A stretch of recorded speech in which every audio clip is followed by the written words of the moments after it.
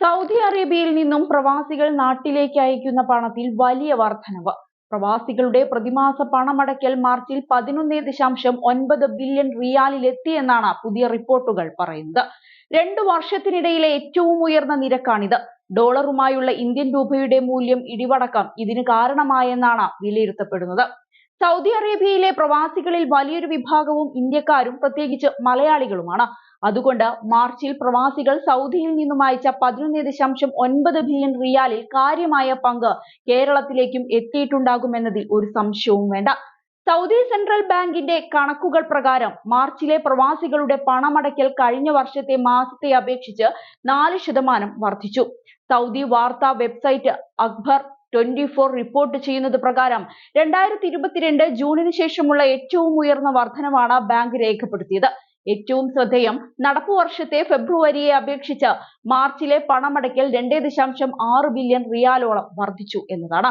അതായത് മുൻ മാസത്തേക്കാൾ 28% വർധനവ്.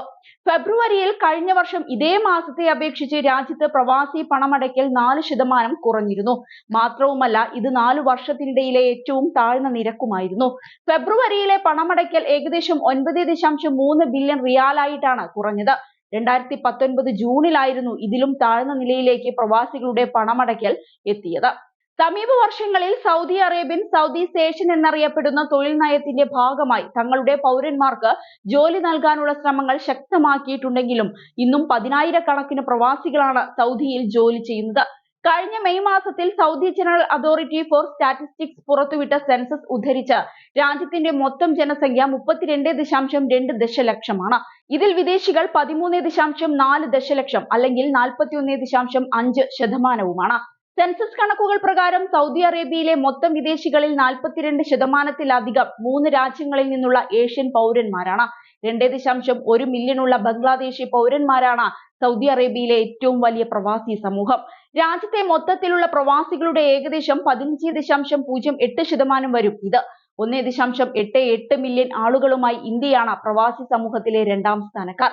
1.81 ദശലക്ഷവുമായി പാകിസ്ഥാനാണ് 3ാം സ്ഥാനത്ത്. അതേസമയം സൗദി അറേബ്യയിലെ പരിഷ്കരണങ്ങൾ കൂടുതൽ ശക്തമാക്കിയിരിക്കുകയാണ് കിരീടാവകാശി മുഹമ്മദ് ബിൻ സൽമാൻ. ഹോട്ടൽ വ്യവസായ രംഗത്താണ് സൽമാൻ രാജകുമാരന്റെ പുതിയ പരിഷ്കാരം. രാജ്യത്തെ ഹോട്ടലുകൾക്കും ഹോട്ടൽ അപ്പാർട്ട്മെന്റുകൾക്കും റെസിഡൻഷ്യൽ റിസോർട്ടുകൾക്കുമുള്ള വാണിജ്യ പ്രവർത്തന ലൈസൻസുകൾ നൽകുന്നതിനുള്ള ഫീസ് റദ്ദാക്കാൻ സൗദി അറേബ്യ തീരുമാനിച്ചെന്നാണ് ഔദ്യോഗിക വാർത്താ ഏജൻസിയായ SPA റിപ്പോർട്ട് ചെയ്തത്. സൗദി അറേബ്യയെ ആഗോള ടൂറിസം രംഗത്തെ പവർ ഹൗസാക്കി മാറ്റുക എന്ന ലക്ഷ്യത്തോടെ മാർച്ചിൽ ആരംഭിച്ച ടൂറിസം ഇൻവെസ്റ്റ്മെന്റ് എനേബിളർ പ്രോഗ്രാമിന്റെ ഭാഗമാണ് പുതിയ പ്രഖ്യാപനം. തീരുമാനം സെപ്റ്റംബർ 4 മുതൽ പ്രാബല്യത്തിൽ വന്നു കഴിഞ്ഞു. ഹോട്ടൽ, റെസിഡൻഷ്യൽ റിസോർട്ട് രംഗത്ത് പ്രവർത്തിക്കുന്ന മലയാളികൾ ഉൾപ്പെടെയുള്ള വ്യവസായികൾക്കും തീരുമാനം ഗുണകരമാണ്. രാഷ്ട്രത്തെ നവീകരിക്കുക, എണ്ണ കയറ്റുമതി വരുമാനത്തെ ആശ്രയിക്കുന്നത് കുറയ്ക്കുക എന്നീ ലക്ഷ്യങ്ങൾ മുൻനിർത്തിയാണ് വിഷൻ 2030 സൗദി അറേബ്യ പ്രഖ്യാപിച്ചിരിക്കുന്നത്.